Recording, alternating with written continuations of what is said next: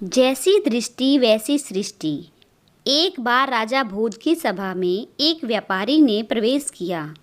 राजा भोज की दृष्टि उस पर पड़ी तो उसे देखते ही अचानक उनके मन में विचार आया कि कुछ ऐसा किया जाए ताकि इस व्यापारी की सारी संपत्ति छीनकर राजकोष में जमा कर दी जाए। व्यापारी जब तक वहाँ रहा, भोज का मन रह रहकर उसकी संपत्ति को हड़प लेने का करता। कुछ देर बाद व्यापारी चला गया।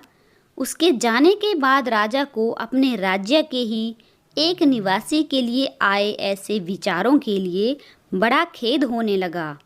राजा भोज ने सोचा कि मैं तो प्रजा के साथ न्यायप्रिय रहता हूँ, आज मेरे मन में ऐसा कलुषित विचार क्यों आया।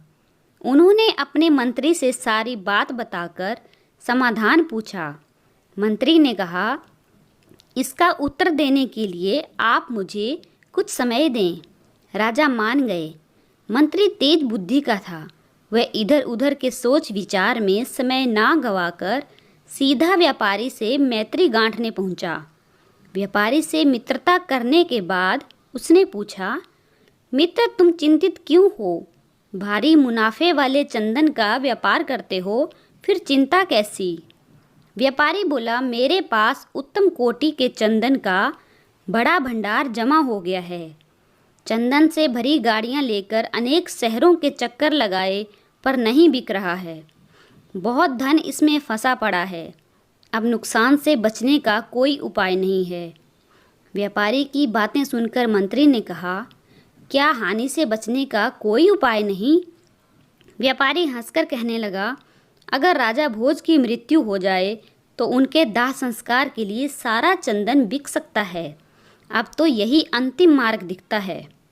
व्यापारी की इस बात से मंत्री को राजा के उस प्रश्न का उत्तर मिल चुका था जो उन्होंने व्यापारी के संदर्भ में पूछा था।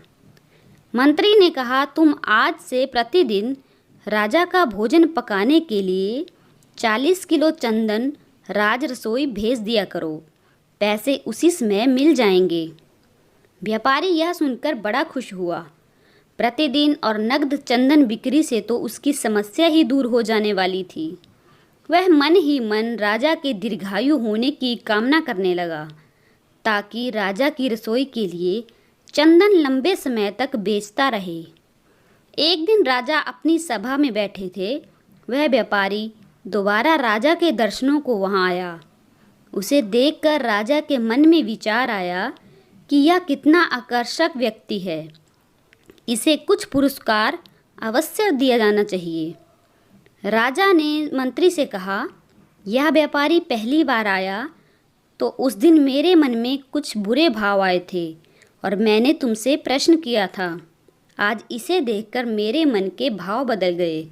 इसे दूसरी बार देखकर मेरे मन में इतना परिवर्तन कैसे हो गया? मंत्री ने उत्तर देते हुए कहा, महाराज, मैं आपके दोनों ही प्रश्नों का उत्तर आज दे रहा हूँ। यह सब पहली बार आया था तब यह आपकी मृत्यु की कामना रखता था। अब यह आपके लंबे जीवन की कामना करता रहता है। इसलिए आपके मन में इसके प्रति दो तरह की भावनाओं ने जन्म लिया है।